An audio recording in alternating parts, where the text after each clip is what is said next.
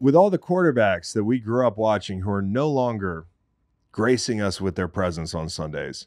These are them. These are them. Just realize what you're watching. Mm-hmm. Okay, I know that neither of these guys have a ring yet, but these are two of our generation's best.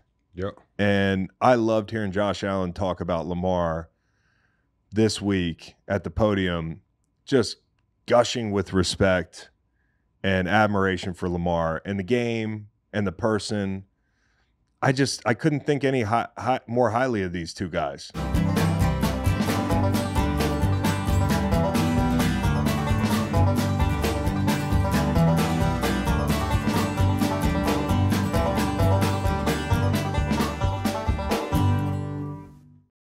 As you've heard, we've teamed up with BetMGM this season. We'll be using BetMGM lines to make all our picks, and we'll have special offers for you listeners each week.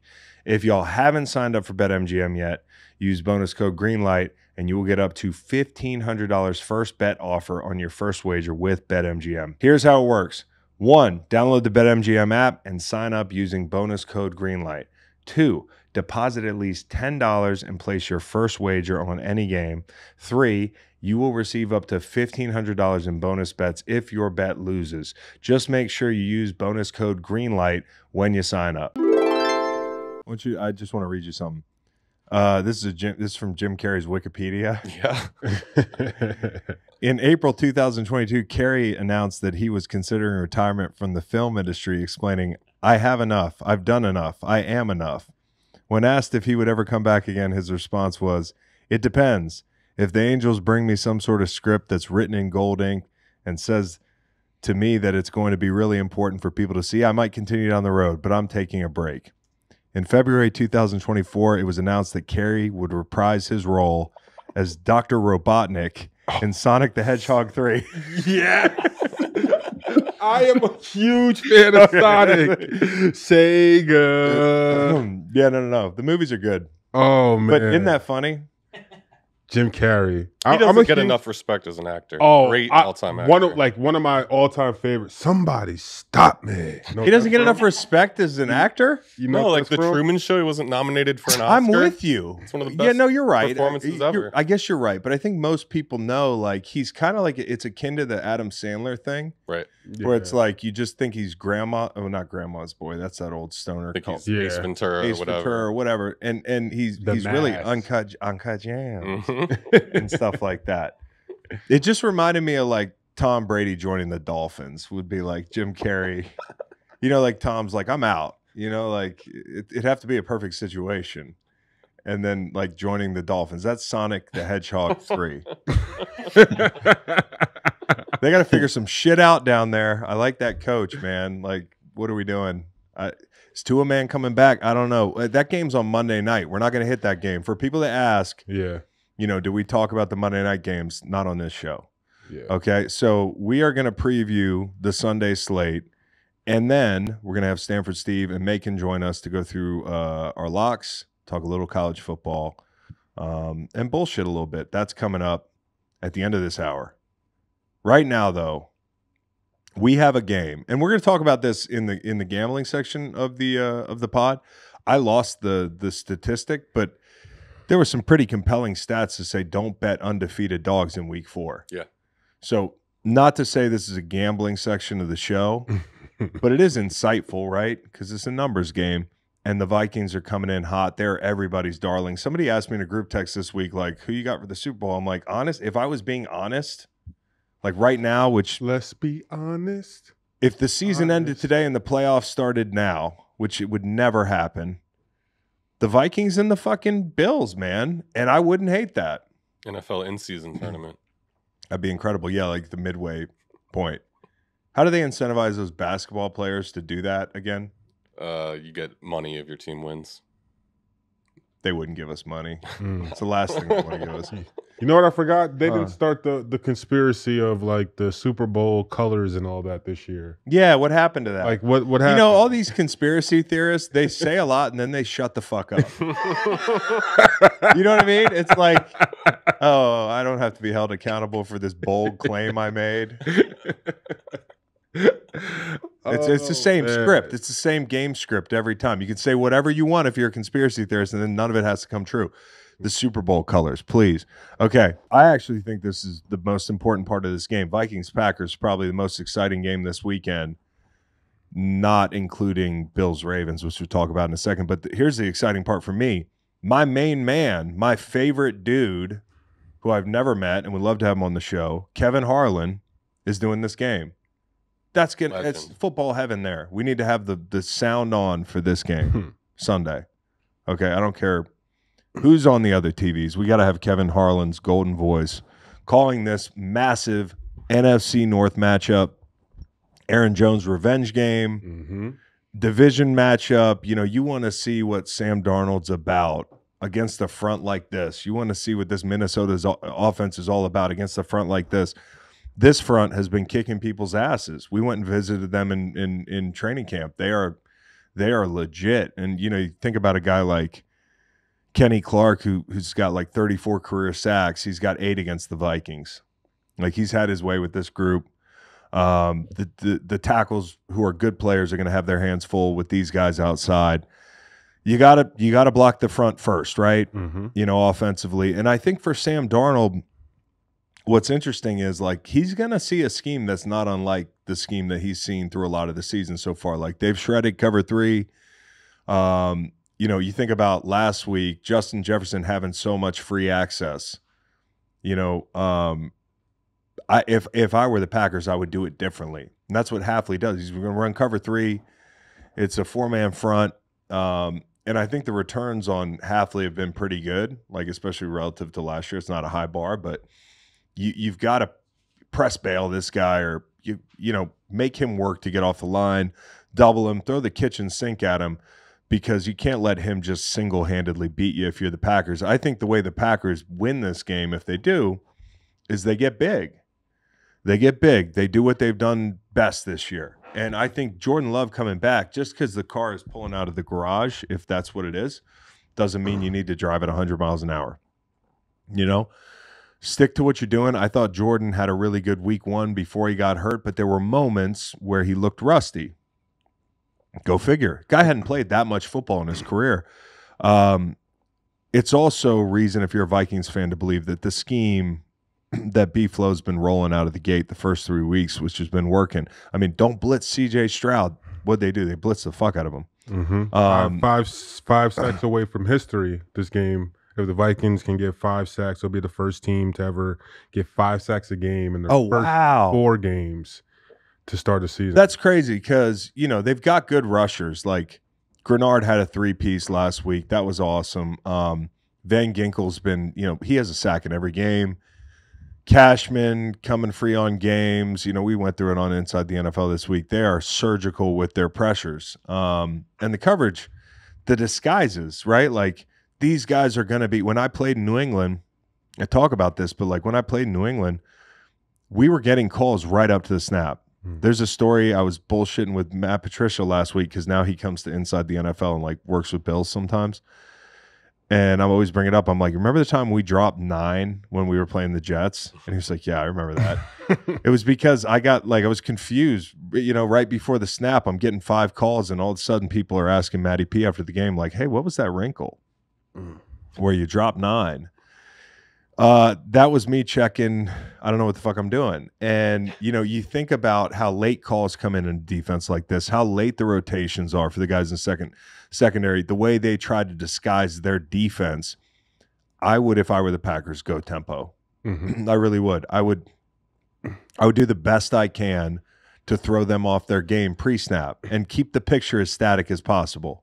If Jordan Love does play, do you think there's any chance we will still see Malik play any snaps? I could see him getting in on a gadget type thing. Like, I think with what you've seen from Malik Willis so far, like a wildcat offense, yeah, use him as a running back. I'm not saying necessarily wildcat, but like maybe in certain situations, I don't profess to know more than Matt LaFleur. I think, like, hey, I bet against him last week. I'm not going to do it this week, even though I really want the Vikings to come in and play well. This guy has probably schemed up exactly what we're talking about. They might have something in their back pocket, not just this week, but down the line, where you're like, this guy can handle the football in his hands now. Mm-hmm. Like he looks like a real quarterback. And in Tennessee, he wasn't coached up to that degree. And so, if you are Minnesota, you have been damn good, right? Defensively, you're going to play a team that can go zone, they can go gap scheme. Last year, they went a little bit more zone against you. But they haven't played a team yet. And this is not to discredit my Vikings defense, the Purple Haze. Okay, I love this defense.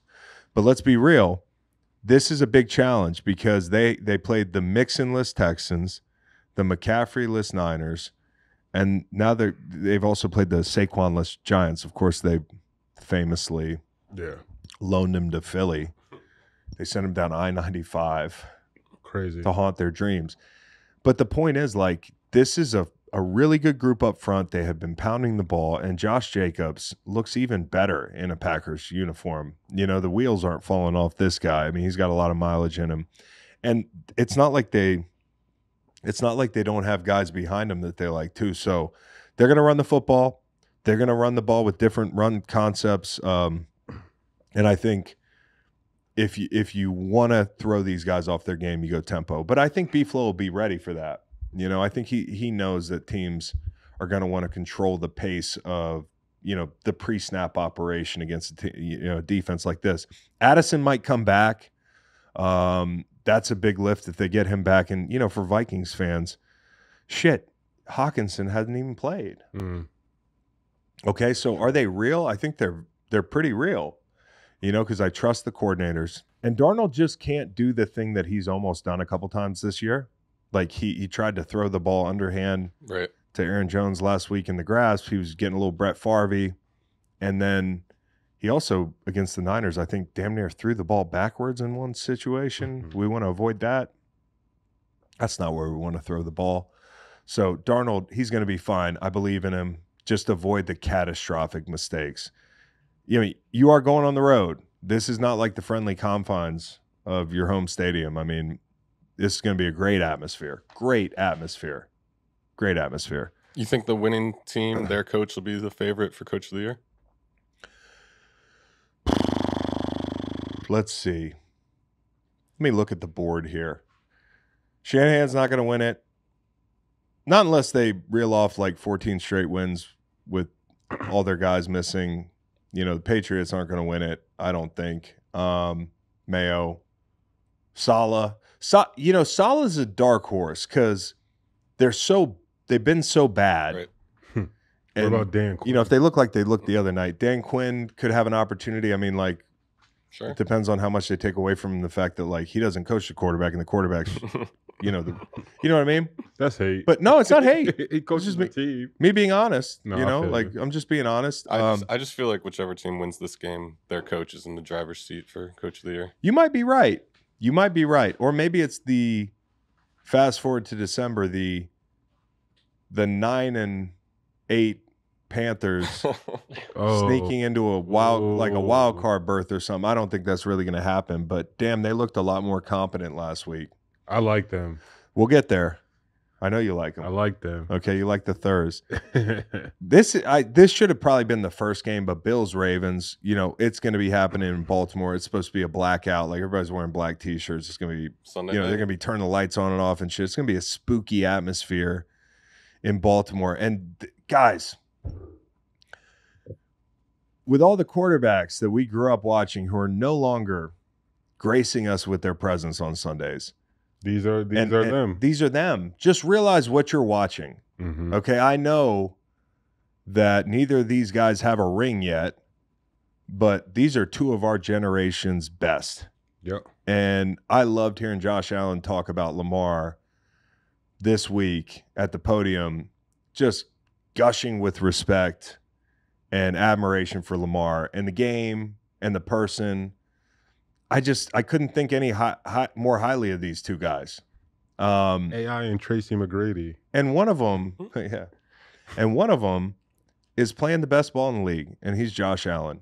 And the other guy, he's quarterbacking an offense that is moving the ball up and down the field. They just can't get out of their own way. Bunch of penalties. Josh Allen moved into the favorite for MVP. Did he really? To plus 200 on BetMGM. listen, he's probably the front runner right now. If he plays this way for the rest of the year, like, it's hard to argue against it, especially don't tell me later in the year that his team's really good or anything, because you told me the window was closed because they didn't have Stephon Diggs. We've talked about this at length. This offense looks just fine, and I think it will look fine Sunday night. I think about, like, getting matchups. You talked about the way, like, Andy Reid scheme matchups and got matchups on linebackers. You know, as much zone as they're going to play, me and Nolan were talking about this, it's easy to find your matchups. You know, guys aren't traveling. Yeah. You line up. Yeah, especially with all the motion, like they're not going to run with it. So you can kind of pick where you want to put Shakir and get an advantageous matchup every time. You know, it's like it's one of those things where I think Joe Brady is certainly not getting enough credit because Josh Allen takes a lot of the credit, and he should. But Joe Brady has emerged as one of the best coordinators in the league, in my opinion. You watch what he did. Now, Nielsen, who I love, but they're in way too much man coverage the other night. And, like, I talked about this on the last show. That orbit motion on fourth down to Shakir was like, that was maniacal. And the motion that they hit those guys with, it was like a flurry. And this is a team that at home last week, I mean, it speaks to how good they are right now. That team, the Jacksonville Jaguars, that's supposed to be a get-right spot for them. That's supposed to be a circle the wagons thing for the Jags, not the Bills. And they come in there, and their moment of truth in that game is, like, first quarter. Jags are going on, like, fourth down, like, in the first half, and the sense is if they don't get it, it's over. And I think a lot of that is the offense, and I made this point in the other show, but in case you didn't hear it, every other team with an elite quarterback or an elite offense, or a team that started, you know, finished a year last year in the Final Four, what have you, find me a team that's not going through something from an identity standpoint, an injury standpoint, you know, a scheme standpoint. Even Detroit, who has a lot of continuity, to me has looked up and down because of the quarterback play. You know, the Bills ripped the Band-Aid off going 100 miles an hour last year in the middle of last season. They got rid of Ken Dorsey. They changed their offense. They phased Diggs out. They run it through Kincaid. They run it through Shakir. They run it through Coleman, who Josh compared to Mike Thomas. Like, we got to stop with the one player makes or breaks it. You know, like, this is the guy who makes or breaks it. He's the guy who takes the snap I mean, this guy, as long as you have him, the window's open. And the same thing for the Ravens. Mm-hmm. You know, they are just two great players, and they're going to duel it out on Sunday night. And I think Lamar Jackson. Not enough is made of the Bills going through the growing pains in the middle of last season. That's why they are where they are now. When the other teams catch up later in the year, the question is then, hey, is getting Milano back, is getting Taron Johnson back, is getting all these guys that have been down for you back going to be enough? Because eventually you're going to run into some offenses that are a little scary. And this one is one. Lamar Jackson. It's definitely a challenge. And D. Henry, first pair of teammates to have 250 rushing yards through 3 games since 1976. That's crazy. And a lot of that came game one for Lamar, when Lamar was just going crazy on the ground and that sort of thing. I see this as a game where Baltimore's like, hey, how long do you want to stay little? You know, like, are you going to match our big personnel packages with nickel? Mm-hmm. You know, how can they find the matchups on the tight ends that they want? Because really interesting. Von Miller better buckle it up. No, I think honestly, Makari better buckle it up, because Von Miller's been playing his ass off. And I just say this, like, fountain of youth. He looks great. And hats off to Von, because I've been there, not in his shoes, but where you're like left for dead, and you got to climb out of that thing because of injuries.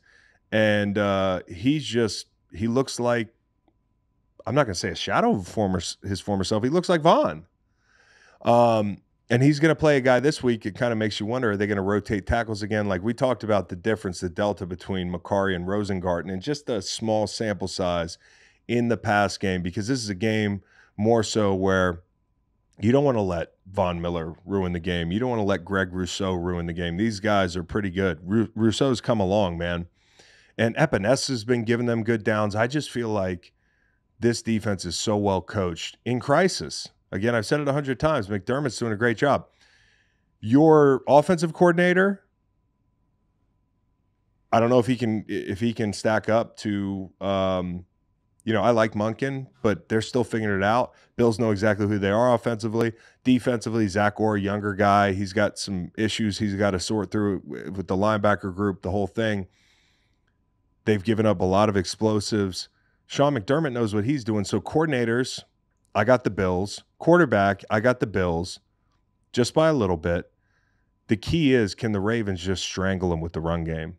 And that includes Lamar, taking care of the unblocked player. The ultimate cheat code offensively is having a guy like that. You can run quarterback option, that sort of thing. Like, can you force these guys into heavier packages and then find the matchups you want in play action and that sort of thing?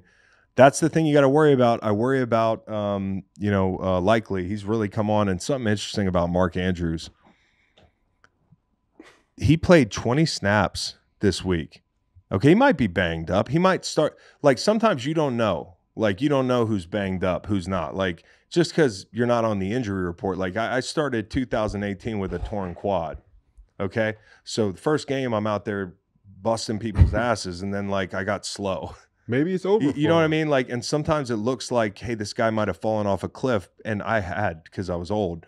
But the point is, that's not on the injury report. And I don't know, maybe Andrews is old. Like, to your point, he's not 30 yet. Yeah, maybe they're weaning him out. But 20, it could be game plan too. So all I'm doing is observing what I see. Andrews has played 20 snaps. Maybe Ravens fans will tell me why. Maybe they're just turning to Isaiah Likely. It's just his time, dude. Like, we see this all the time where there's a guy and then the young guy comes along and the guy goes away kind of slowly. They might be resting him for later in the season. He got the third most snaps among Ravens tight ends last week. Only 6 of those 20 plays that he played were pass plays. He ran 4 routes and was targeted once. That is, like, out of nowhere. People were drafting this guy high in fantasy. Mm-hmm. Right? Yeah, absolutely. Like, you guys pay more attention to this shit, even though I'm in 4 leagues. He was a top 5 tight end coming in, him and Travis Kelce. So it's a bit of a plot twist that he's not getting the ball so much. And maybe somebody could explain that to me, but, like, he played 69% of the snaps weeks 1 to 2, but only saw 7 targets. So even when his snaps are up, they're not throwing him the ball. Okay, that's just something to look at. And again, for the Ravens, you have to clean up the penalties. Again, like, can you pound the ball on these guys? They're going to want to stay light. And Von Miller's got to win that matchup. Rousseau's got to win his matchups. Again, Bills offense. We expected Miami or New York to be like the juggernaut in that division. I didn't, but like some people did. From an offensive standpoint, the Bills are going to take a step back. They outscored the Dolphins season total of 33 points in one half the other night against the team that Miami had trouble moving the ball against. Okay, this group is playing good football. And Rich Eisen asked me, I'll do it again. Rich Eisen was like, so Chris, are the Bills the best team in the NFL or like the AFC? That's a decent Eisen. Oh, yeah, well, he gets calm. He acts. He knows what he's doing. My guy, Rich, he's trying to get me to, and I'm like, Rich, the kids are. I told him, I said that it's not even Halloween yet, bro. The kids haven't even shopped for their fucking costumes, man. You want me to crown a team in the first quarter of the season? They are playing better than anybody in the AFC right now. But if you ask Josh Allen that question, he'd give you the same answer, which is it doesn't matter right now. Mm-hmm. It matters in December and January. So if they can keep this thing going, this would be a big win to get. You also have to think about head-to-heads. Like going into the playoffs. Yeah. Like you look back at games like this and you're like, this game could be huge. It could be the difference between traveling to Baltimore for another blackout, or it could be the difference between the Ravens up in Buffalo in sub-zero temperatures one day in January. Like these are the games you look back at. I cannot wait to see this game.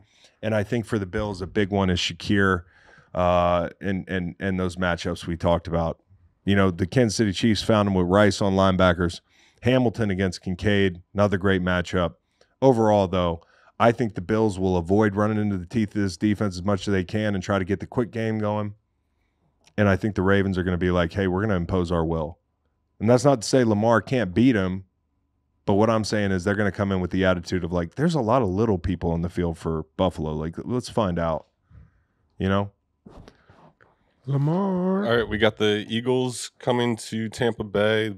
They are favored by 1.5. Yeah, it's a playoff rematch, man. I remember how bad that looked in person. I know you do if you're an Eagles fan. Like, that was hideous. It was like, why even get in the playoffs? You know, it's your worst fear is getting in the playoffs if you're going to play like that. They got shredded. It was awful. Now, this is a way different team. Way different team. Ironically, though, you know, the one thing you'd like to be able to do against these guys, judging by last week, is man them up. You know, I thought the Denver Broncos, your God's team there, Reed, did a tremendous job. Surtain, Riley Moss. Best graded corner in week 3. The Warner, the white corner. Yeah. It's unbelievable. This guy's manning up professional athletes. It's badass. He's pink. Like, what? It's crazy. It's a wild time to be a white guy, honestly. It really is a wild fucking time. Reed Blankenship is like saving the day in Philly. There's a lot of really good white DBs out on this field Sunday. All right? I mean, Covey's on the sideline. We got a white wide receiver, the whole thing. Okay, but the whole thing is it's Hurts against the blitz. I mean, that to me is, can you run the football, stay ahead of the chains? Because Vita Vea is coming back, but you know, I thought there was some leakage last week. Maybe they can take advantage of some of that. The Eagles, they have an advantage overall up front, you know, where Vita Vea can wreck a lot of games. Maybe he can't wreck this game. I don't know. That's what I was going to ask. We'll find out. Yeah. You know, like Lane, you know, Becton, Juergens, that whole crew, the interior of that line especially, has really got to eat their Wheaties this week. They got to eat some big breakfasts, load up. A lot of protein, a lot of carbs. Because this guy, Vita Vea, he can wreck the game. If you don't let him wreck the game, you stay ahead of the sticks, you have answers for the blitz. That's the big one. Because I feel like they're going to bring extra rushers. Like, they're looking at the receivers. If Smitty and A.J. Brown and Covey are out, it's so bad I'm listing white wide receivers. You know, it's Dotson, it's Paris Campbell. It's who's even the third guy? Johnny Wilson. Oh, yeah, it's the guy with the biggest wingspan of all time. Like, let's put that to work. Throw the ball in his general area. You're going to have to be able to have answers for Todd Bowles. And I think the good news for Eagles fans is, like, Hurts against the blitz this year, 71.4 completion percentage. That's top 10 in the NFL. And we knew coming in, like, that was a bugaboo for this Eagles offense. And it predated last year. Like, last year, he was 60% completion rate. That's the highest of his career. He was in the 50s the whole other time as far as, like, having answers for the blitz. And so you got to have hots. You have to get the quick game going. If you're going to run RPOs, you can't be, you know, it can't be flag city. And you got to kick the damn ball. You got to kick the damn ball. I could see this game, like, listen, for the defense, there are a couple matchups that can, again, like last week, Cody Mock's is going to be on Jalen Carter. Gedeke might be out. Like, okay, Bryce Huff, here it is, man. You might have a fish. You know what I mean? Mm-hmm. You know, you get your little bobber out and go to work, man. Like, you might have a fish. Yeah. So this could be the slump buster. For his breakout. Because honestly, the edges didn't even bust the slump last week. I feel like, and we used to say this when we'd sit around in the locker room and the guy wouldn't have a sack or that sort of thing and be like, sacks come in bunches. Okay? Mm-hmm. So maybe this is the week when you look at what Denver did to them that you can do that. But I know Vic's not going to man these guys up. And I'm not saying he should necessarily. You know, although I would be interested to see a Quinyon Mitchell, Mike Evans matchup, just see where the kid is. Okay? Going back to the offense, do you, like last week with the Rams when they were missing their two top wideouts, we saw them play 12 personnel, like an unprecedented amount of time. Do you think we'll see Calcaterra and Goddard? I do think it's Goddard and Calcaterra. I think with those receivers on the shelf, like, you have no choice. And Calcaterra's got to block. He's got to put his hat in there in the run game. So, I mean, if you're going to get in 12 personnel, if you're going to line up and beat these guys, period, you got to run the ball. They are 24th against the run in the league, okay? Is it tight ends haven't looked good trying to block people in general? Like in general. I don't they don't look good ever, in my opinion, in today's NFL. Honestly, there's very few that can just block their ass off. And Dallas Goedert's one guy who will put his face in the fan. So I think like if you look at this front, and the Bucs have had some developments here where KJ Britt splitting time with Kervasier Dennis. Don't you wish your name was Kervasier? That'd be cool as shit. Kervasier. Yeah. Servasier. Well, I'm calling him Kervasier. Servasier. You know that his name was Kervasier, right? How? It's too close to Servasier. Servasier. What is Servasier if it's not Kervasier? I don't know. Past the Kervasier. Family name. Somewhere. Could be a family name. It could be a French name. I don't know. But the guy can really fly. He's like rangy, where KJ Britt gets his feet stuck in the mud a little bit. Like this guy's rangy. He's a former safety. You know, if they're going to use him, let's find out, you know, if he's a little light in the pocket, or he's a little light in the ass. You know, like let's find out up front. So Bucky Irving on the other side has become a really hot name for them. I mean, 6.2 a carry. I had to like double check that. 6.2 yards per attempt. 4 yards after contact. It's like per attempt. Pinball. He just bounces off tackles. It must be he broke a couple big runs after contact, and that's driving that number up. But for a guy who's under 200 bills, like he doesn't run like that. You know, Noel told me he's 195. I'm like, that can't be real, dude. I watched this guy play. He plays heavy. Might be the best 1-2 running back punch. Well, if Rachaad White actually got it done. I mean, I like Rachaad White, but the offense just hasn't been a good fit. Yeah. You know, like there have been moments where they ran the ball a little bit better, like last year in spots, but that theme has carried over, and I think now you got to give this guy more carries. Bucky Irving. You got to give him more carries. And listen, I think the key is for the Eagles, you got to be able to run the ball and stay ahead of the sticks. It's just one of those games. And again, for this could be a lower scoring game. Like it could be. I don't know. If it is, you got to kick field goals. I think that's been mandated. Just a guess. So Gedeke, somebody you need to use. I don't know. So the first 4th and short we see, we're gonna see a field goal instead of the tush push. I better see Jake Elliott. Unless it's like 4th and half a yard. Okay. At the 35-yard line. Like, you know, like if the game is no, but I mean honestly, like last week the problem I had is like know the game. Eagles luck, that'll happen and he'll doink it. He'll doink it probably. Exactly. But the point is like just know the game situation. Yeah. And for a guy that does not call plays, because I like Nick, he doesn't call plays. There's something Nick's doing right because he won a lot of damn football games. And there's something Jalen's doing right because he won a lot of damn football games.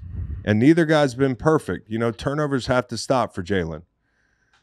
But I think for a guy that doesn't call plays, if your thing is feeling the game and making decisions, those decisions have to be very good. And I think this week you're going to err on the side of caution. If they can go down here and beat this team, again, like last week was so gutsy, this might be just as gutsy. Don't have it be a letdown week. This team kicked your ass in the playoffs. And you need that same intensity. You're down 2 wide receivers.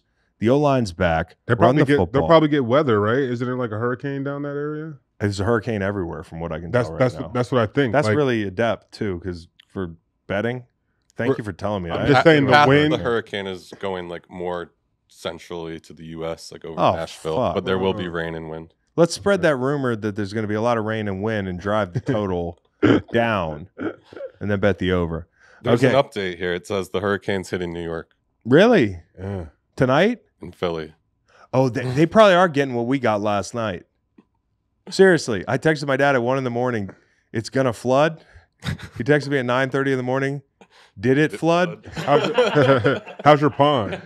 My pond is brown and it's up to the dam. It's up to the dam. Is it up to the fence? Oh, it's up on the dam, bro. Did that boat float in there yet? That boat that's there? You know what? My boat, I didn't even check my boat this morning. Honestly, I just went straight down to the Rivanna River. That thing's moving at 15 miles an hour. Yeah. There's a lot of rain, man. Check the weather this week when you're looking at these games and these totals. And also, rain doesn't necessarily drive totals down. Right. Just keep that in mind. Indoor game in Atlanta. Falcons favored by 2.5 against divisional rival. Spoiler alert, I like the Falcons. I really do. And throwback red helmet. I need a week to hate the Saints. Like, I just need a week. Give me a week, and then I'll go back to talking about how great Clint Kubiak is and how I'm hoping Derek Carr plays well and how it makes me happy to see. Yeah, I don't know. What do you want me to say? You just tried to hurt my boys, man. You tried to hurt my friends last week. Seriously, I'm not going to pick you this week. I like Atlanta. And I do like this Atlanta. Both these teams are down offensive linemen. McCoy's on IR. McGarry for the Falcons is I don't know, game time decision or something. They're down a center, Dahlman, right? So both these guys are down dudes up front. And I kind of like look at Atlanta and I'm like, when are we going to get some damn pass rush? Mm-hmm. I think that's the key. And it's a tough week because, as I talk about with the Saints, don't be in a hurry to get rushes. They're going to try to pound the ball. So I think it's a really competent defensive coordinator, obviously. And Patrick Mahomes came out of last week and was like, this team's going to make noise. Like, I am impressed with them. And they were not – he wasn't his sharpest. Mm-hmm. You know, and I got to give some credit to this defense. In the middle of the field for them, that's a good place to be good playing the Saints. Really, it is.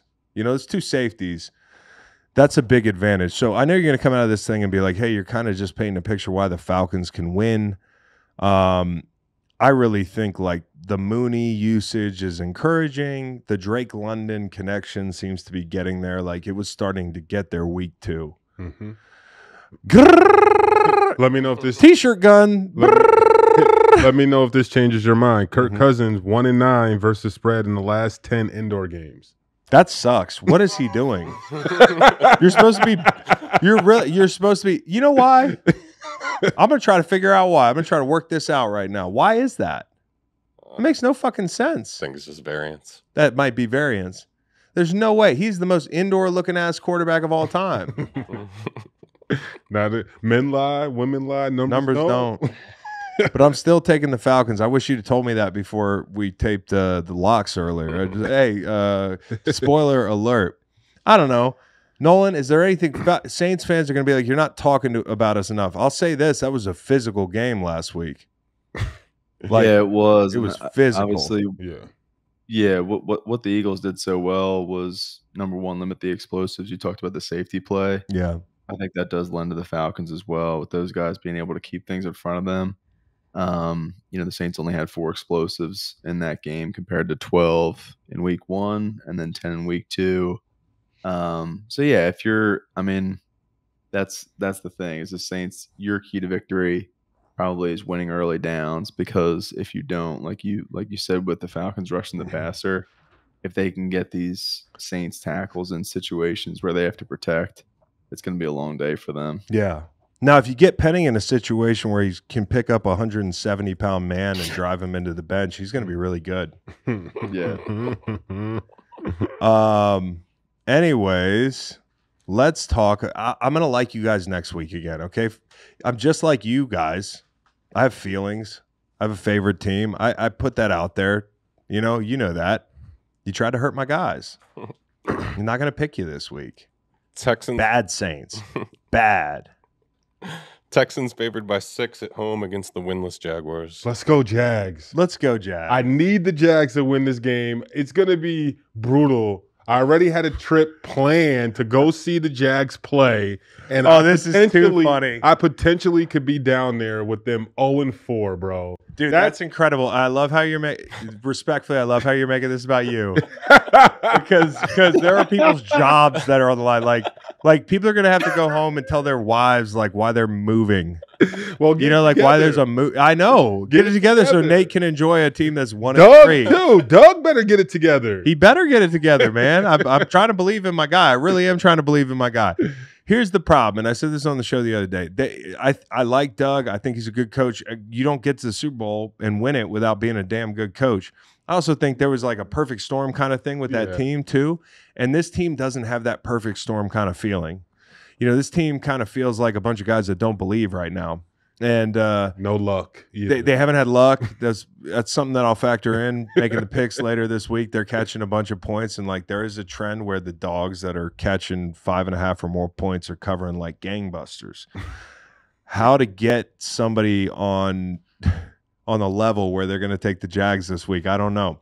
But I think there is some hope for them because the Texans have not been their best.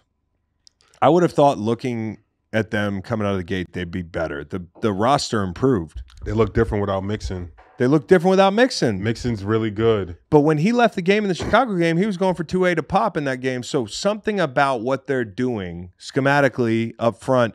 Because another thing is, CJ's great against the blitz, but they've also given up a lot of free runner rushes. Like they have struggled picking up the blitz as a team, and he's also getting pressured and hit a lot. He's been sacked 11 times. It's top 5 in the league. Now, he's playing the Vikings, that's 5 of them.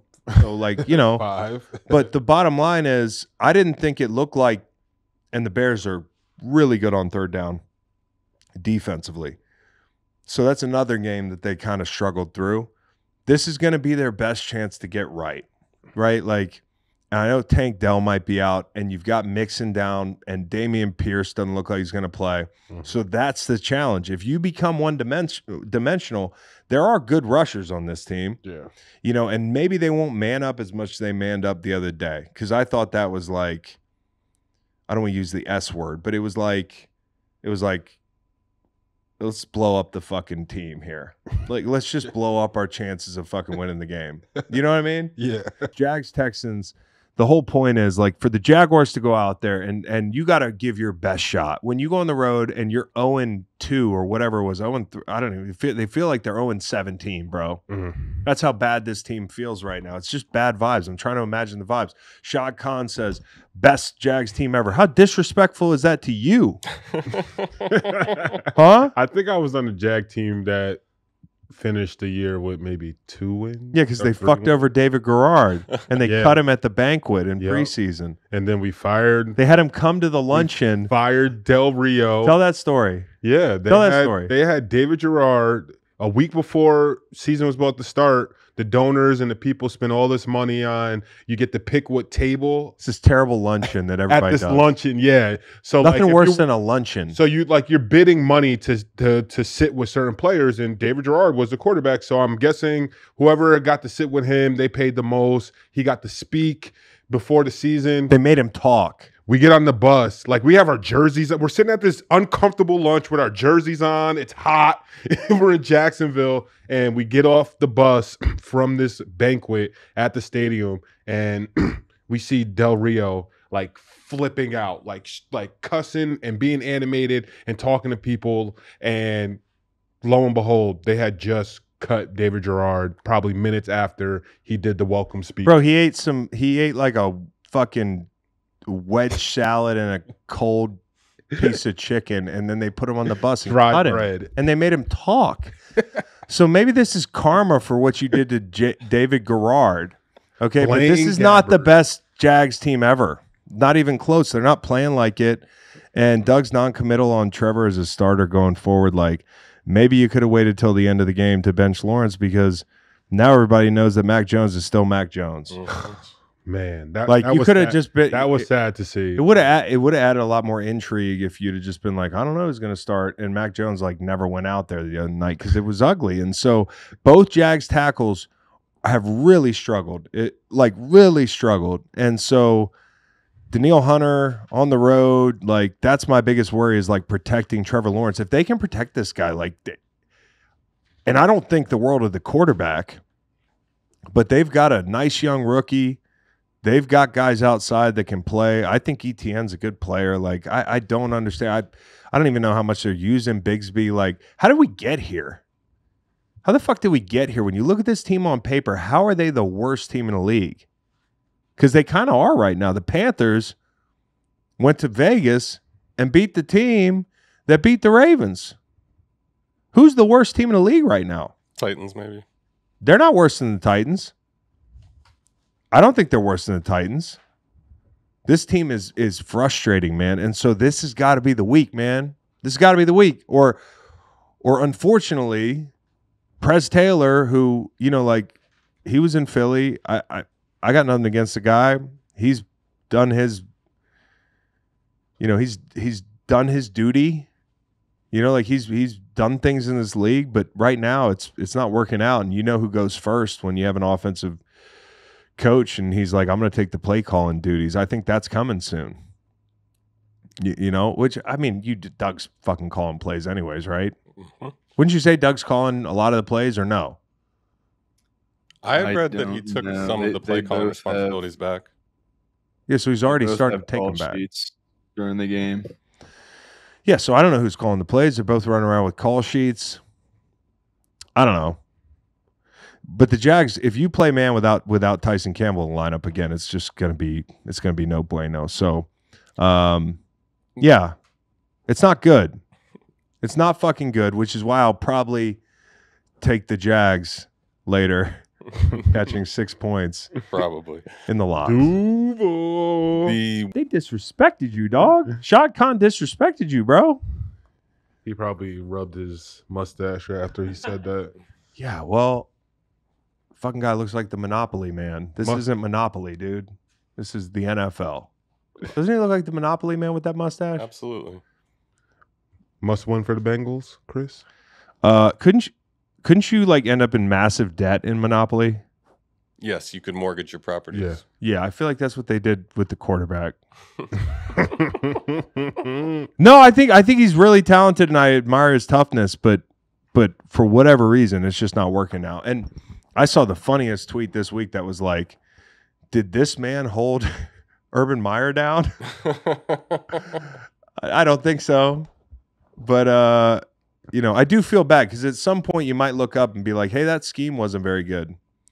And maybe they bring in a guy in the future to call plays that he lights it up with, but it has not been a marriage that's worked. So this is your last chance, Jags. You start 0-4, I don't know.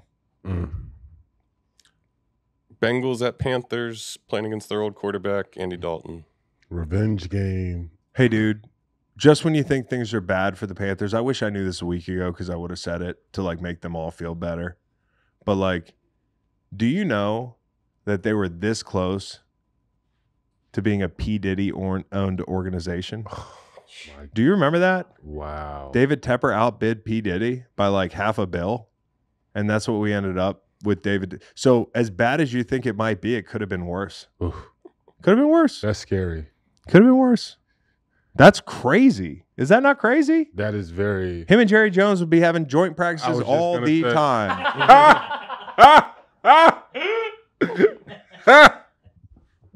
Hold on a minute, player. Hold on a minute. Okay, so the Bengals are now plus money to make the playoffs. Okay, so we are officially in the sky is falling mode with the Bengals, and I'm not trying to like stick. I did pick them to win the AFC North. They don't look like the best team in the AFC North right now because half the team is not playing well at all. Okay, like you need a defense to win. I said it on the BetMGM show. Like this team. They asked me like, what team would you look at like picking the under? Yeah, and because everything that was going on in preseason and their star player Jamar Chase just not being happy and not being there, like. But that's not what's manifested, though. What's manifested is, to me at least, they have let guys walk on the defensive side of the football that have gone on to play well elsewhere over the years. And I look at this defense now, and Lou Anarumo, who I really like, had some really great moments, but they're just not playing well. And you got to call into question some of the personnel. And you got to call into question some of the scheme decisions, but more than anything, they can't rush the passer. Like they're like the other night, they were not getting any pass rush. And I look at this group, and when you're down 2 tackles in B.J. Hill and Sheldon Rankins, of course it could get better. Like of course it could. And not to mention, they have played 2 of the best quarterbacks in the league so far, Patrick Mahomes and Jaden Daniels. Yeah. Yes. It was unbelievable. Okay. But I look at this group and, I don't know how you wave the magic wand. Like Osai has to start winning rushes defensively. You need to get the big guys back. There's all that, but they're plus money to make the playoffs. This is the best that offense has looked in September ever. I know that's not any consolation to Bengals fans, and I know people are like, "Hey, you're just trying to justify a take." No, I'm not. I'm just being real. I just said they don't look like the best team in the AFC North. It actually looks like Baltimore, despite some of the transitions that they're going through. The offense, though, I mean, they're doing what they can. You know, it looks different down Joe Mixon, but 2024, first 3 games, 7th in EPA per play, 9th in yards per play, 11th in offensive points scored. 2023, 28th, 32nd, 30th. 2022, 21, 30, 15th. 2021, 28th, 19th, and 16th. So, like, they are moving the football, and the passing game, I thought that the biggest tragedy for this team, and it just comes down to, it's just a reminder why you don't fuck up the easy shit. You go to Kansas City and win that game. Nobody's talking about this. I don't care if you lose to the Commanders. You're 1-2, which is about like par for the course for you. They're like, their circadian rhythms fucked up as a team. I don't know what it is. They don't get out of bed in the morning ready to go, because this has been a thing since the inception of Taylor and Burrow. And I don't think it's a Burrow problem. I don't. I think last year he was hurt. It's a team building problem, and it's a scheme problem. And, you know, everybody's taken a different turn on this in this organization over the first couple of, you know, years of this marriage. And eventually it's going to hurt them. Is this a year that they don't get in because, you know, they got to say they don't get in and the season keeps going downhill? Like, how much does this affect the head coach? Jamar Chase's contract that he wants so bad right now. Give him the fucking contract. I can't tell you how it's going to affect it, but like, the offense is better with him in the picture. You know, I mean, the ball he hit Chase on the left sideline, where he kind of pressed the corner inside, and then, you know, Joe puts it out on the sideline. Like, it's just, that's easy. Mm-hmm. Like, that's there for them for a decade. You know, like, if you're not going to double the guy, like, that's going to be there. So I don't know why you would ever let him walk. I don't know why you wouldn't pay him.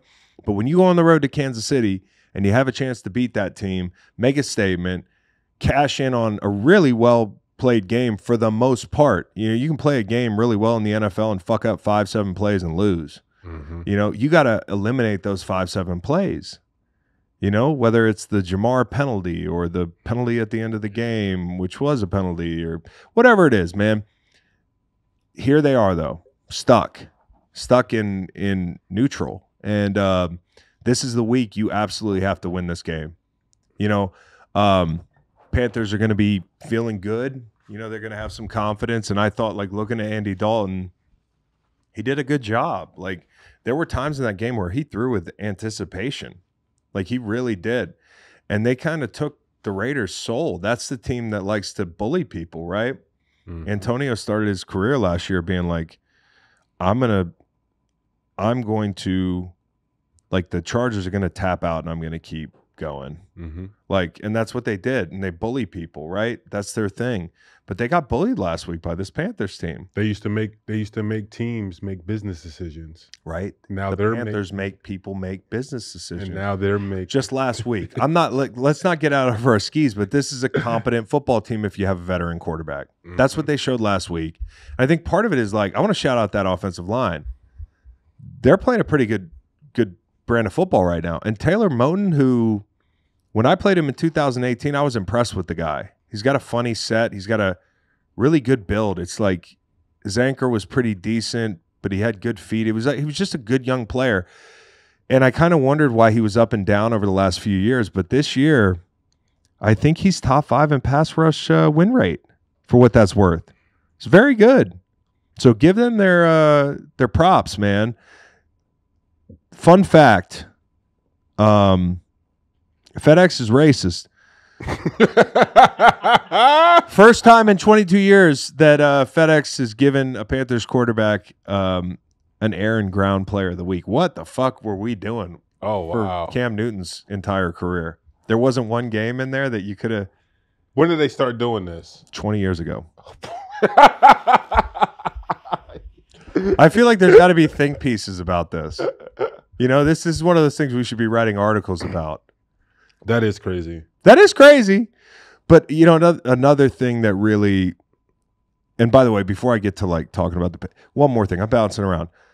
When Joe Burrow says, I need to be a new kind of leader, we have hit, a tipping point where, you know, I don't want to extrapolate too much, but it seems like to me, he's like, I got to expand my leadership outside of how the offense is running.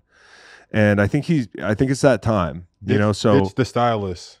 No, don't. Well, yeah, I told you with the hair, dude, it was either going to go great or bad, but he's playing really well. Like, so I don't know if it's the hair. Listen, Trent Brown's done, right? He got hurt last week. Mims is going to have to come in and play, and he did play a lot last week. There were some times where Mims got out over himself a little bit, and like, for such a big man, just make them run through you, right? Like, play things inside out. Don't open the gate late in downs. I saw he did that a little bit. I'm not fucking Howard Mudd, but I can tell you, looking at this guy early, he's going to be competitive, but he has to make people run the hoop on him. You know, Joe can handle a ball hand side guy winning with pressure on the edge. He's one of the best pocket navigators in the game. So I actually think Mims will be okay.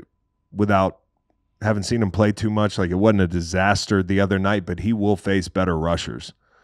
So, you know, I look at this and I say this is a good week for him to get his feet under him, and it's a good week for the Bengals to go get a win. I don't want to like make the Panthers a formality after what they did last week, but this is a get right spot for the Bengals. We've said this for three weeks now. So, but 0-3 team, compare that to Jacksonville. If you think those two teams are the same, like, you don't watch football.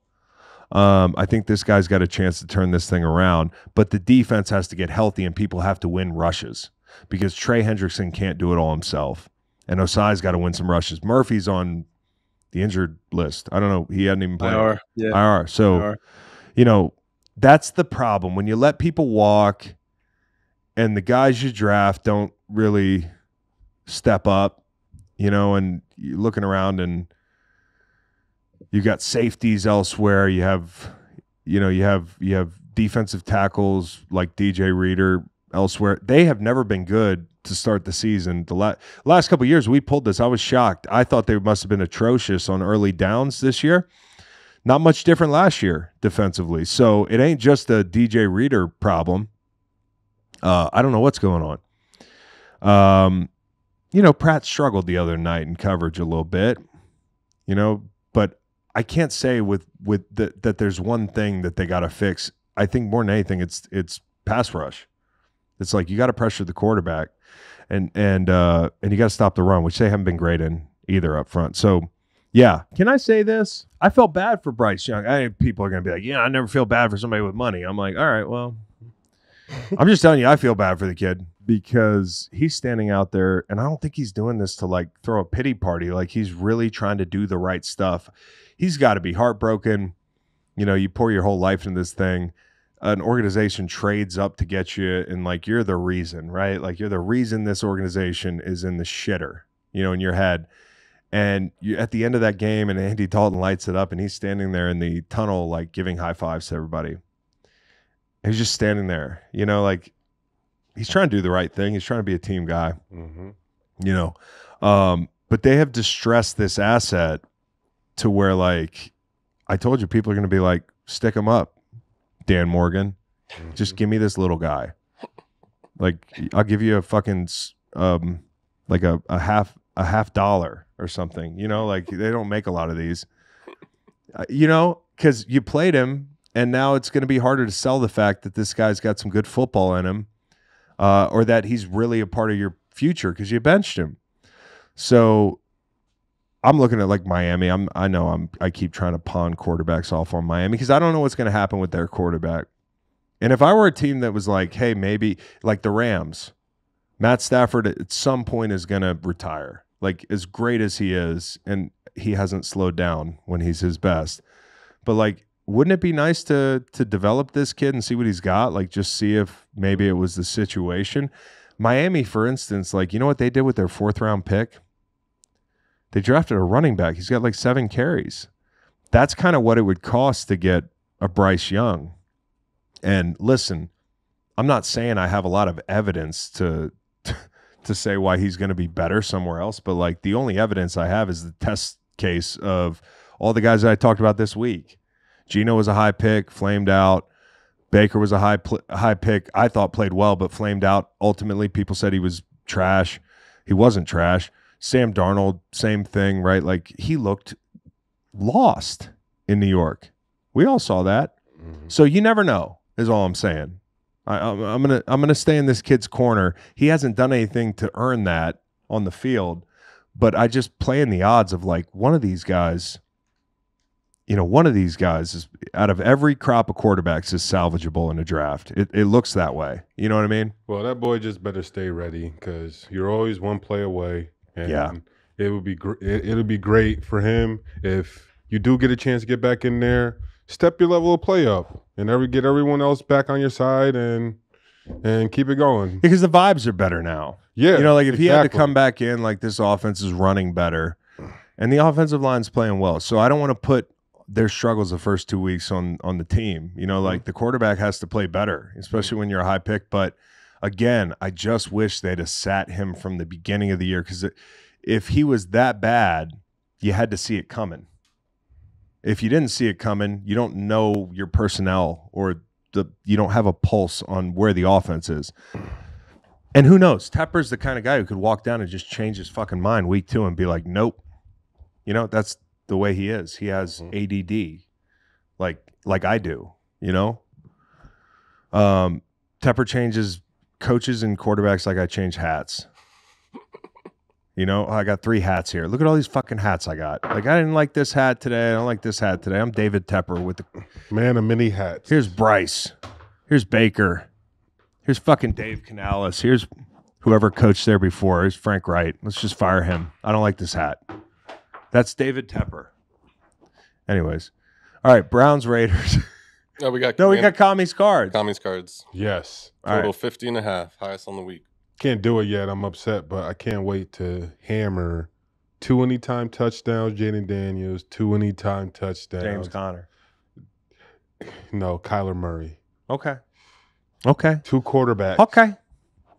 You like that? I love this matchup, dude. These 2 quarterbacks are playing really well. They're Heisman Trophy winners. They're, we saw Heisman on Heisman Crime Monday, and then now we're going to see it again. Ooh. Yeah. The Heisman house, can you imagine how little Kyler's bedroom is? Do you think he has a bunk bed? Is he the smallest Heisman winner? Yeah. Him or Bryce? He's got to be. Bryce. Yeah, what if Bryce close. and him, they have they share a room? One room. They got bunk beds with a beanbag chair. Yeah. Oh, yeah. Yeah. Like they walk in there, they get their iPads. They're like sitting with their iPads like it's a big newspaper. My kids will be reading the fucking iPad and it's like this big. They have bunk beds in their room. It's a lot of fun now. My kids play fantasy football in this like family league, and I will send them the most disrespectful trades. And I'll hear them in the other room. I proposed a trade this week. It was like I told Waylon to send me Lamar Jackson, a great running back, 2 wide receivers, a tight end. Like he was giving me everybody. And I sent him Jacoby Myers. You're sick. And then he likes the chat room. So I'll be at work and I'll see my little thing go off and there's a fantasy football chat room in leagues that people don't use. Children use it. They're talking to their friends. Their best friends are up in State College, PA in the league with us, Marcus Hagan's kids. Shout out to Biscuit coaching Penn State. But I'll be oh, they're getting active in the chat. I can send a trade. And then I'll hear what? I'll be he's like, Dada, this is disrespectful. You asked for my whole team and you sent me Jacoby Myers.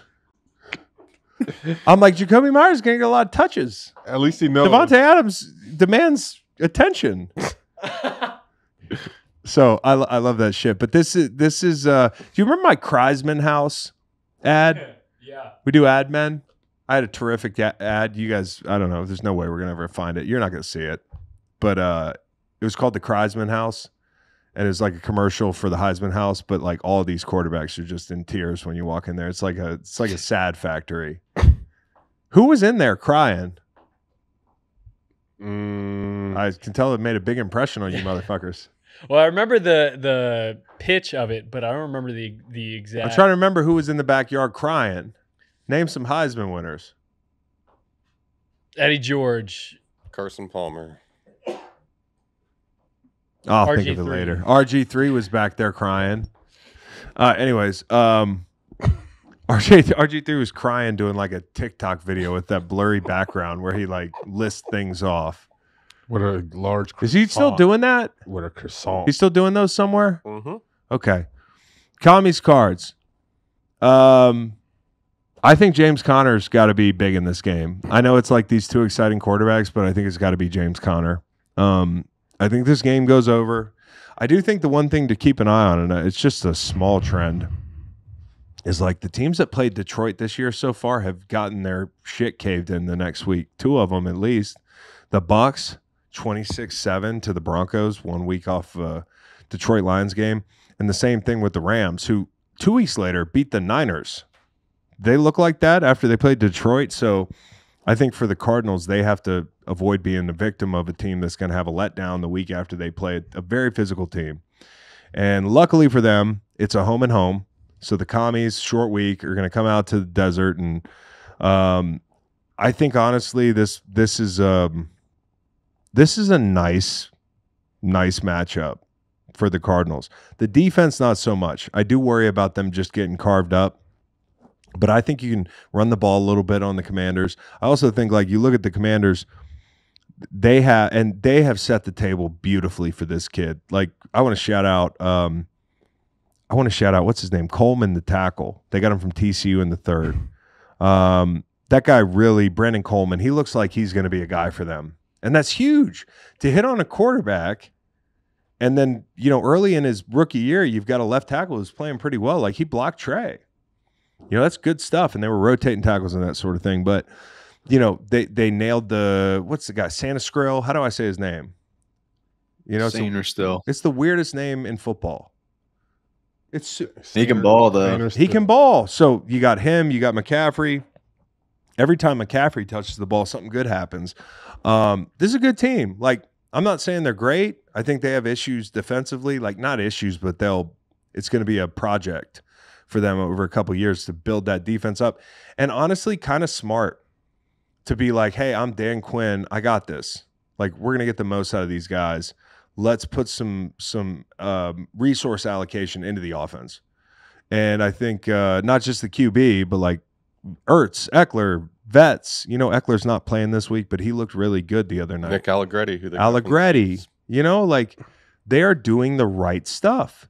Isn't that interesting that you can do all the right stuff and draft a quarterback? We might have to go see a game. Okay, so yeah, we might have to go see a game. Probably not. I'm a Philly guy. I can't do this. What? As much as I like this right kid. Up the road. I know, but then what am I? I'll go to an Eagles game. You can't be a fan? Like, is that like I can't go to a fucking Washington game. Why not? That's weird. Not really. December 22nd, they host the Eagles. When they host the Eagles, I can go. Oh, so it's like when you're a super fan of a team, I'm not a super fan, but I actually played on a team. So it's like, it'd be like you going to a UNC game for fun. You know what I mean? I would do that, though. Why? Like, I guess that makes sense. No, you could, but yeah. But I don't know. Like, if I go to a Washington Commanders game, who would want to go to that fucking dump anyways? They need to build a new stadium. They need to rebrand. You now have a Maserati in the lot. The posted Jalen Reagor meme that he posted. Yeah, that should have been that's a meme about the Commanders in that stadium. And Jaden Daniels is the fucking nice car. There's no way this guy should be playing in this stadium. It's almost criminal. I don't care if the taxpayers have to. They did almost try to kill your quarterback. Remember, they tried to kill Jalen Hurts. They collapsed there's human excrement falling out of the sky in this building. It's in Landover, Maryland, dude. People are getting showered with shit. The building was built in 2000. It's incredible how quickly that place deteriorated. I don't even know if it meets code. All right, no Commanders. That building was built after Y2K. You can get mugged on the way to the game. My brother had to get in a fight in the parking lot. My brother's got in a fight in the parking lot when I was playing there for the Rams in like 2012. They beat up some guys in the parking lot. Some guys were mean to my mom. They had to beat up some guys. That's not a fun place. Wasn't a fun place for the guy that said something to my mom and then saw Kyle. Okay, like the boys were throwing down in the parking lot. I don't even think the parking lot's fucking safe. There's rebar and shit. Get that guy out of this. Build him a new stadium and change the branding of the team, because this is the Commanders. Change it back to the football team, the Braves. Put the feather on the helmet, like whatever. But don't put a Native American guy's face on the helmet. It's pretty easy. They want it, though. That's according to one poll, bro. Like, who knows who was like, you could somebody in the comments, some white guy's going to be like, yup, I checked with all my Native American friends. Bro, I don't give a fuck if you read a poll. I don't need the Redskins back. All I need is anything but this, dude. That throwback they had when they were the Redskins with a feather. Gorgeous. Gorgeous. Gorgeous. A little R in the middle. Just change it to a W, bro. Talk to me. Or Tanner had a great idea. Yeah, he said, yeah, I'll take the microphone. the pigskins. The pigskins, dude. The pigskins, man. Can you imagine? The skins. The hogs. Yeah, the hogs. They got a mascot as a pig. Yeah. Oh, the pigskins. Like on the loudspeakers on third down, like hog noises. Oh my God, bro. Okay, or red, white, and blue. You pointed this out. They could be red, white, and blue, and be like everybody else. I'm supposed to be breaking down this game, but you have a disaster on your hands, Washington. You've done everything right. Ding dong, the witch is dead. You got the bad actor out of there. You brought in a basketball guy. You seem to have nailed the head. I mean, Dan Quinn's a good coach. You nailed the quarterback. He shouldn't be playing in this stadium. He shouldn't be. You know, so you want to go October 6th? Right? Yeah. It's like the fucking Tiger King, man. The Tigers shouldn't be living like that. No. LSU Tiger. He shouldn't be living like this. Yeah.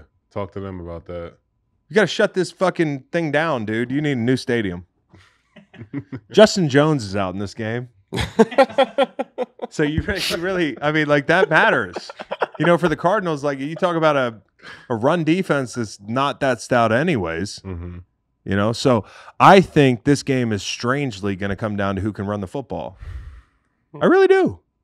I think it's going to be fun. But I'd like to see James Conner get the ball 20-plus times. Because last week, when the Cardinals got down, and generally I feel like this might be a thing with them where, like, if they don't play the game on their script, you look at them and you're like, this is a team that's never out of it. They probably are really good down 3 scores. But Kyler kind of tries to get it all back in one play. Mm-hmm.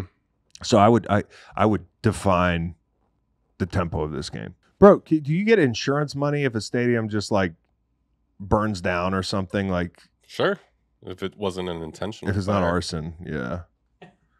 I'm just talking about, like, I'm giving neither here nor there, Josh. DC, you probably could find some guys, some criminals to do it Bro, for you. Play the game in a fucking field.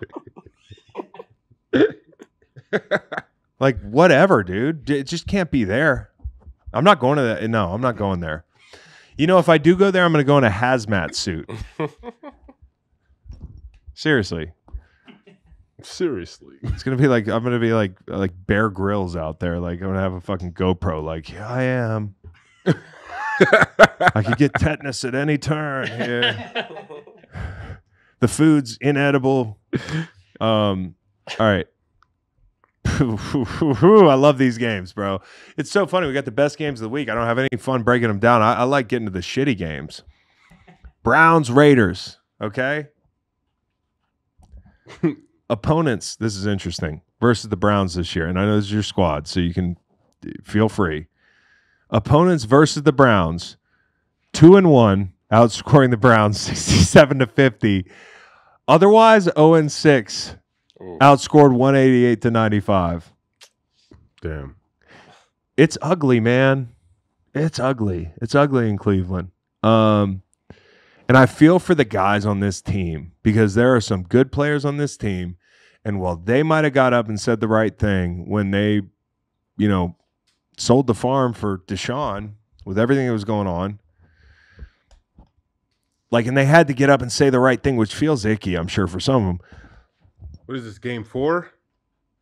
Yeah, it's game 4, bro. You know what it is. You know how NFL teams, you know what they do. Well, first 4 games is to evaluate. So the Bengals aren't doing that. I'm hoping that Jameis Winston is coming to save the day starting next week. I'd love that. Like next week, maybe they were going to give him a couple of games because Deshaun looks ass this year. He doesn't look like he's really going to help them. You said it, brother. It doesn't look like he's really going to help them, and they had to give him a chance because we all know, maybe if he did get back to where he was, this would be a different story, but they're not there. They're not there. If he looked like the Houston guy, it's worth it. But he has not looked anything. I mean, that's what they paid. That's what they paid for, and they're not going to get that. And I think they finally are understanding. Damn, we're not going to get this, and he may not be worth having this headache that we freaking have now because of him. For sure not. I mean, they're the ones looking for that tape that should be dry. And so the only thing that can really save this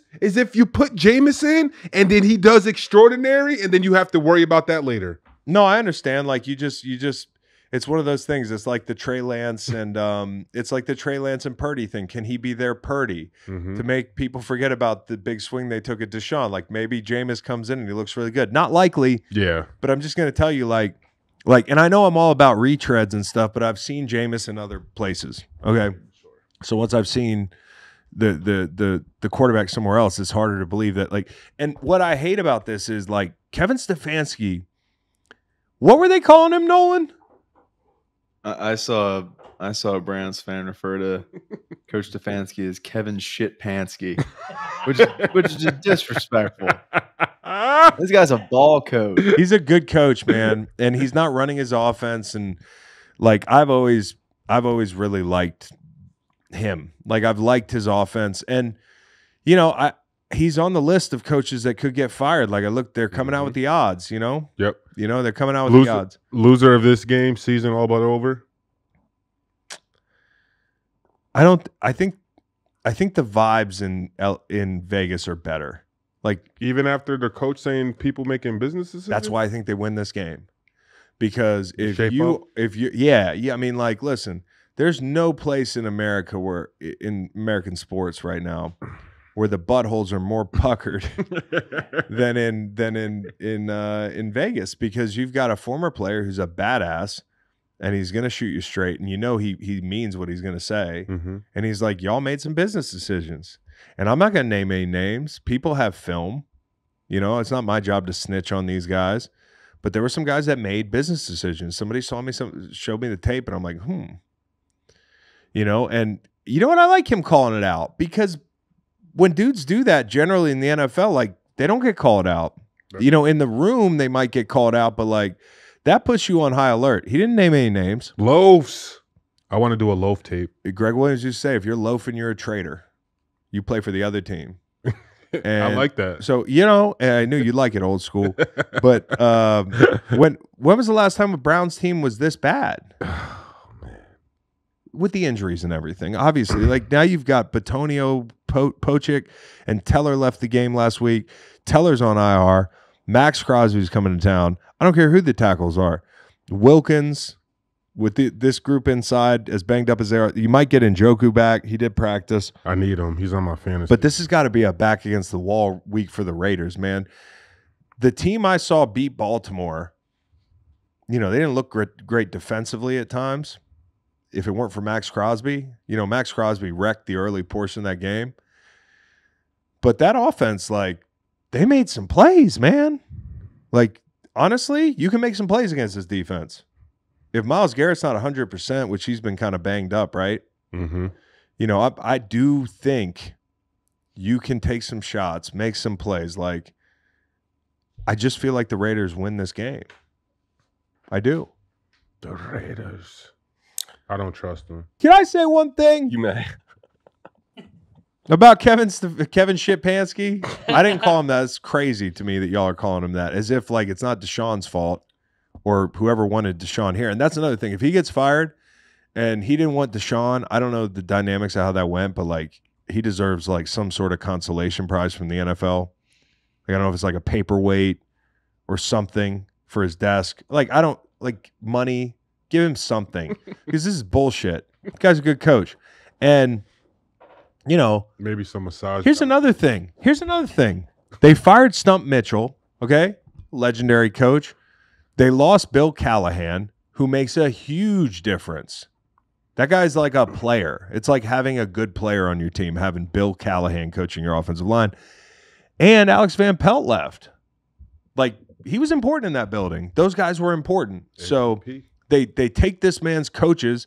There's an exodus. I wouldn't be surprised if they were all like, fuck this shit. I'm out, coach. I'm sorry. I love you, but this is not something I can like, I can't abide. The dude does not abide. You know what I mean? And Van Pelt was fired as well. Him and Stump Mitchell both. Well, maybe they both were like, hey, fuck you guys. You know what I mean? Like the old, I broke up with him when he actually, you know what I mean? Yeah. Mhm. I don't think it's working out. And then you hear like, she's like, she broke up with you. Mm-hmm.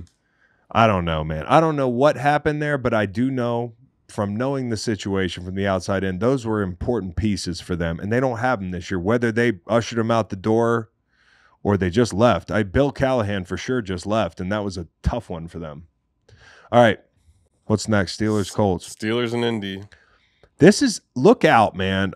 Because in my brain and in my heart, I'm like, this is a Steelers spot. Like, there's a lot about it where I'm like, with your defense and you know, in a possession football game, it's really all going to come down to turnovers. And maybe I'm getting out over my skis assuming that they're going to turn the ball over, Indy, because they do have a minus turnover differential and the Steelers have a +4 differential. So, like, that could flip.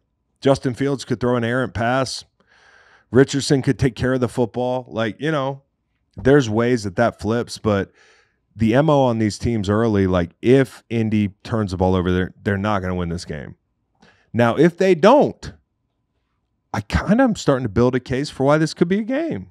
They probably will, though. I don't know. Why? Because TJ Watt, he's about to get that record, needs a half sack to get 100. And he will be the third player to have 100 sacks under 30 years old with Reggie White and Jared Allen. That's absurd. I mean, he's in just rare company. And this week we watched on Inside the NFL, like, cut up after cut up because Bill was breaking down the Steelers' defense and how it hadn't changed in decades. And just watching the tradition of edge rushers they've had, you know, and whether it's Watt, who, I just want to say this, he's not just a great player. You can tell he sets the mood. Yep. You know, there are, one of my favorite sayings is you're either a thermometer or a thermostat. Do you tell the temperature or do you set the temperature in the room? You know what I'm saying? That's real shit. Yep. And so if you're one of those guys that when you walk into a room, the temperature in the room changes in a good way, everybody plays better. And he's a fucking thermostat, dude. You can tell when he takes the field, his attitude is infectious. His mean streak is infectious. His want to is infectious. You can tell the way Highsmith plays the game. He's been around TJ Watt a lot. You can tell the way Herbig operates. He's been around TJ Watt a lot. And I think, you know, it is not insignificant mentioning that some guys are great players, but some guys are tone setters. Like Max Crosby to me is a thermostat. You know what I'm saying? I'm not going to name any thermometers, but what I'm saying is, like, those are two guys off the top of my head that set the temperature in the room. And when you lose a guy like Highsmith, it's really nice to have a guy like Herbig who's a little shifty, a little bit different than Highsmith, but wins some rushes. And I think watching Pittsburgh over the years, they're doing something right. They don't just accidentally have two good rushers every year on the edge. They know what they're doing. And I kind of wonder if the first thing they do when they look at a backer is like, not only can he play football, but how good is he at the top of the rush? Because that's what they do. They just run the hoop. You know, they run the hoop, run the hoop, run the hoop.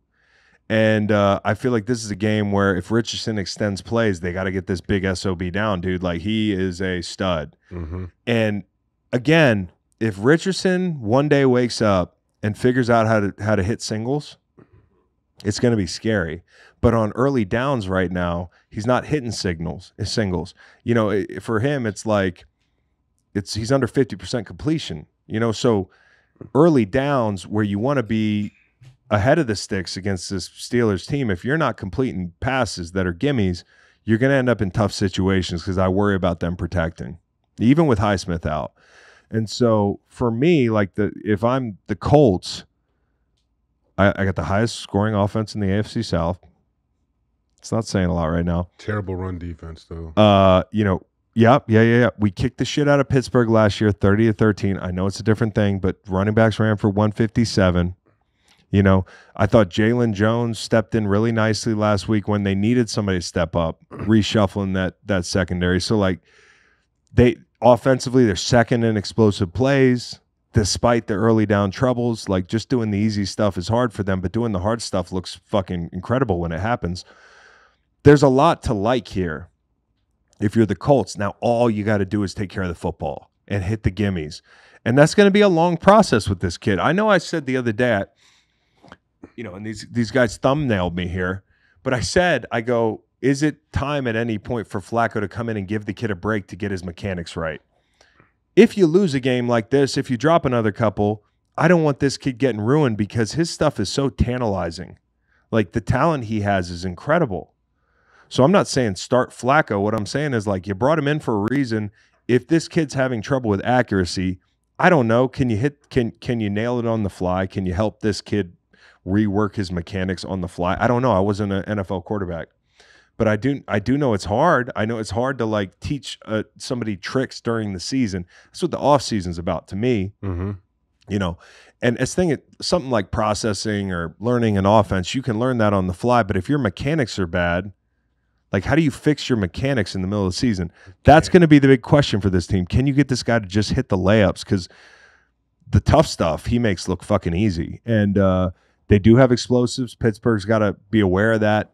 I think the biggest thing is, like, those guys inside have to stop the run. And it's a good week to do it because Pittsburgh, although they're very committed to it, is not, like, incredible at it. They took the Chargers' will last week.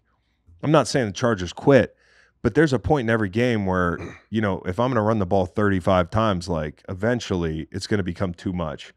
And 3.5 yards a carry over time, like, if you're committed to it, that is something that eventually becomes tiresome. And they got one of the best guys in the league in Stewart in the run game. Pair him with Raekwon Davis a little bit more with Buckner out. Steelers, I want to know, you're committed, but how good can you be? You know what I'm saying? And for Indy, just don't turn the ball over. I thought this was really interesting looking at who they played so far, and I think this defense is incredible. But they played a hobbled Kirk, Bo Nix, and a hobbled Herbert. Like, Richardson is healthy. Can he hit the throws? He's going to be tougher to get down than all those guys. And Jonathan Taylor's a fucking nightmare if they get him going. So got to get him going. There's hope for the Colts here. That's why when people look at this number and they're like, why is the Steelers only laying 1.5? They're on the road, and this team is actually kind of a tough matchup for them. Yeah. It really is. I hope the Steelers pull it out because I think it'd be a lot of fun to see them start fast. Fields just can't have a regression, man. Like, we can't get – I'm a big Fields fan. I'm hoping for the best for this guy. I'm hoping for the best for both these damn quarterbacks. I really think they're fun.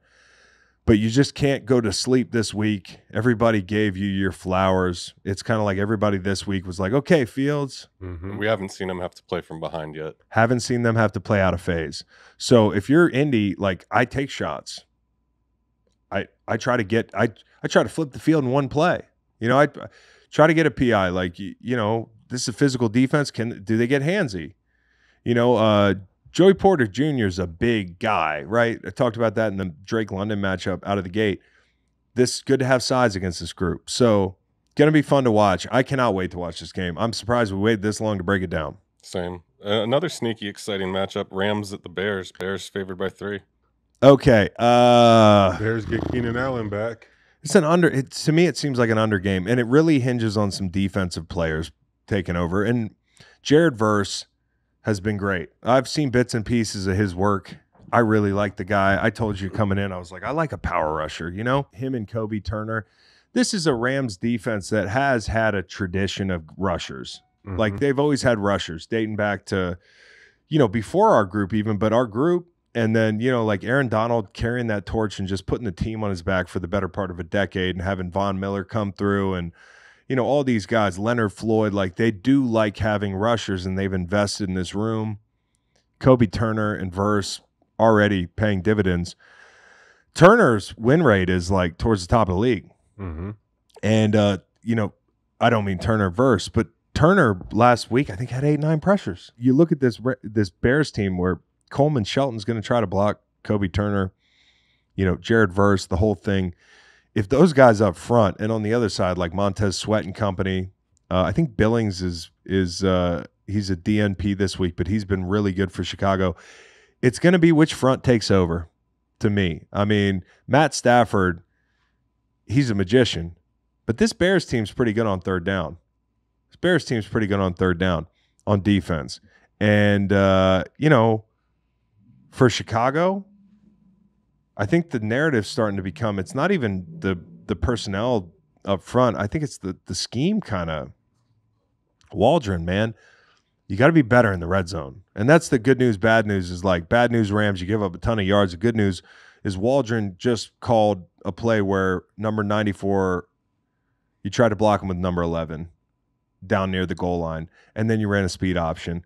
I know I keep harping on that, but that just says to me that they don't know what they're doing in the red zone. They got to get cute.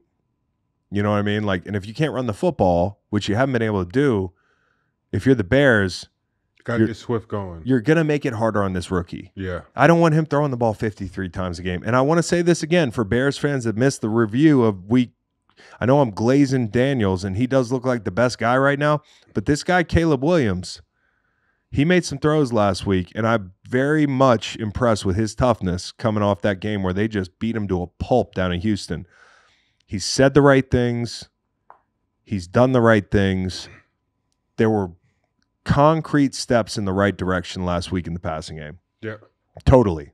Odunze and him have a really nice connection. They're going to get Keenan Allen back, but none of it matters if these young rushers are going to wreck the game. Mm-hmm. You know what I'm saying? If the coordinator doesn't know what he's doing. So the quarterback in LA, he's done tougher than this. But the last time McVay went to Chicago, they laid an egg in 2018. That's going to be in his head no matter who was the coach. I think it was Fangio was the DC. You got to run the ball because the Bears' third down defense is very good. Mm-hmm. If you get behind the sticks against this team, I don't care if it's Matt Stafford. It's going to be hard. Do you think? I think it's an under. Do you think since everyone's kind of glazing Jaden Daniels after his last game, that puts any type of? Can you tell me what glazing really means? Like literally glazing? Yeah. What does it mean? That's what I mean. Glazing. Glazing. Does anybody know the etymology of glazing? Yeah, I do. What is it? I think it's like you're like nutting like all over. Really? Yeah, it's glazing something. So glazing's like we're nutting. Yeah, it's meat riding someone or sucking up to them. Damn, dude, we're meat riding people. I gotta find a new word. I'm not meat riding anybody. We're bigging people up.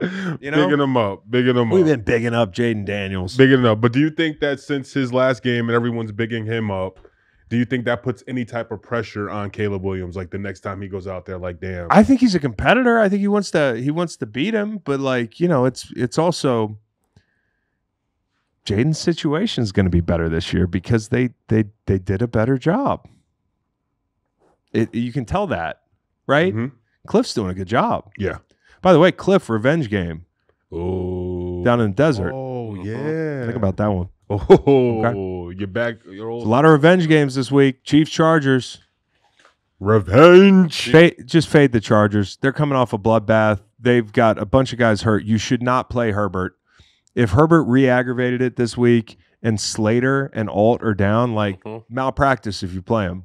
Kareem Hunt, anytime touchdown. Yeah, Kareem Hunt. Let's go. If he plays, I'm hoping. And I snagged him in fantasy because everyone's sleeping in the league. No, I know. Yeah, I know. Now, everybody's doing fucking football previews and shit. I'm so tired. All right, I can't give you too much on this game. I just think, like, Mahomes is going to come out pissed off. Mahomes didn't play well the other day. He would tell you that. He missed some throws.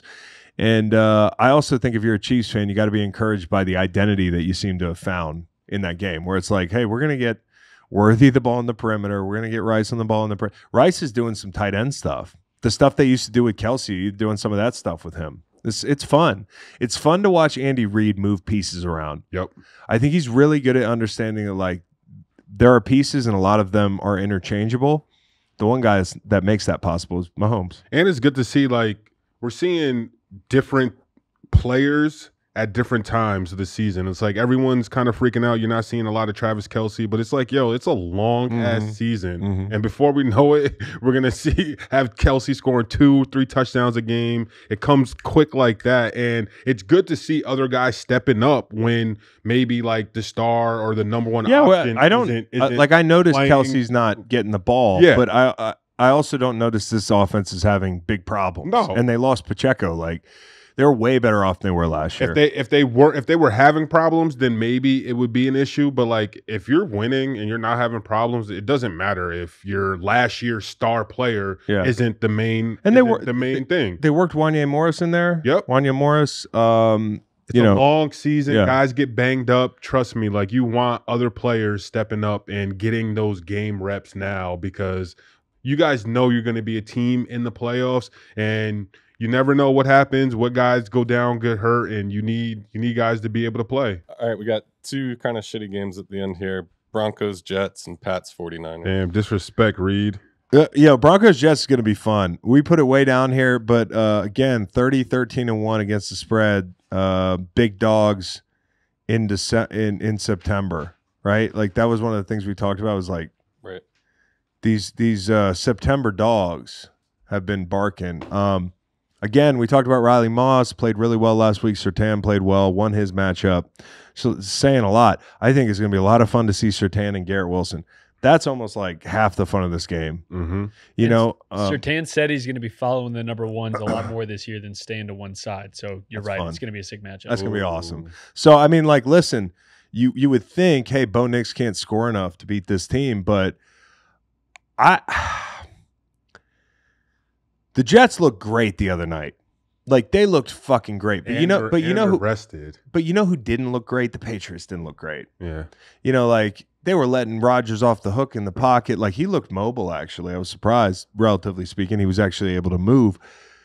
And, we know the guy's got a pea shooter on his fucking shoulder. Like, everything was pew pew. Yeah, pew pew. I mean, the ball is still coming off his hand, and it's like QB porn. You know what I mean? Like, it is. It's incredible. I mean, the throws he makes, but I want to see him make those throws off platform. I think New England let him off the hook a little bit, like where they couldn't cage him in there. They're going to blitz.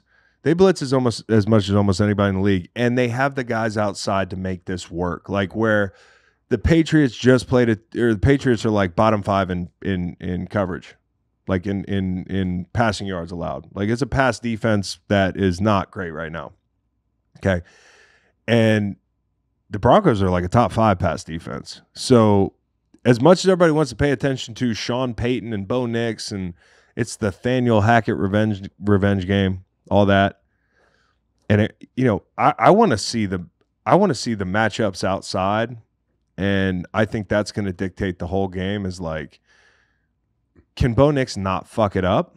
And hopefully and on the other side, if you can man up, like, Lazard is your number 2. Like, I think Riley Moss can run with him despite the obvious issues. Patrick Surtain, that's a big body on Garrett Wilson. That's going to be fun. Can you win those matchups? If you can, and you can pressure Rodgers and get him off the spot, like, fun. I think Olu Fashanu is going to be a really good player, just from watching him in preseason. But all of a sudden, you're getting dropped into the mess here. And, like, a team that's going to blitz a lot, vary some looks, run some games. I think Zach Allen's been really good. Baby J.J. Watt. Some of these guys, just Cooper and these guys, they got to win rushes.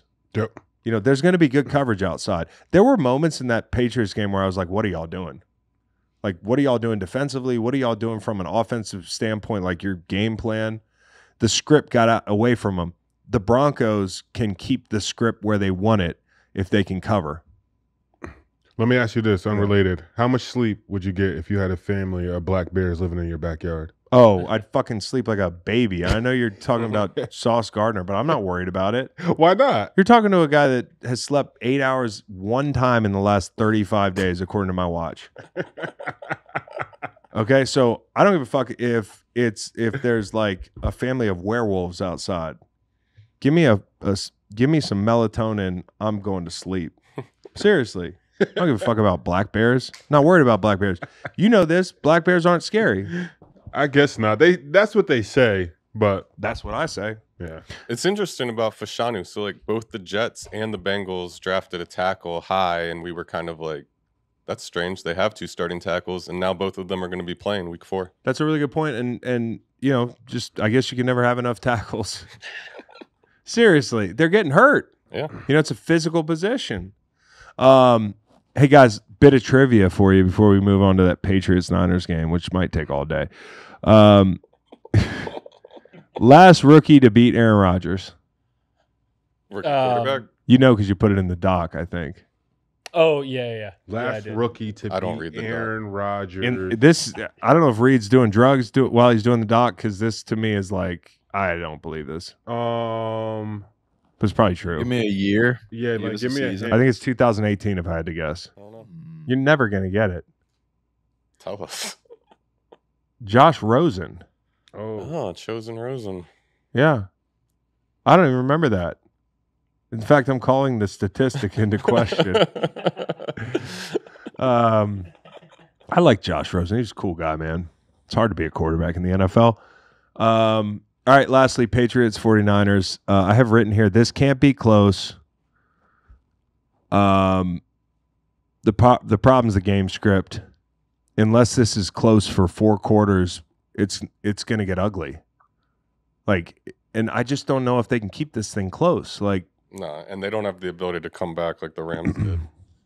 Devo's practicing. You could get him back. McCaffrey out, right? But I don't know. When we just talked about how poor not to do this team beat that team thing, which can be kind of lazy, but San Francisco looked like they're going to win the Super Bowl when they played the Jets, right? Okay? And the Jets looked like they were going to win the Super Bowl when they played the Patriots. Transitive property of betting. Transitive property of betting, which I don't know if it actually works. But in this situation where a team's laying 10.5, you're like, that's a lot of points. No, it's not. No, it's really not a lot of points. Not at home. Because where do the Pats get their yards? I know they could just try to run the ball, but I don't see it.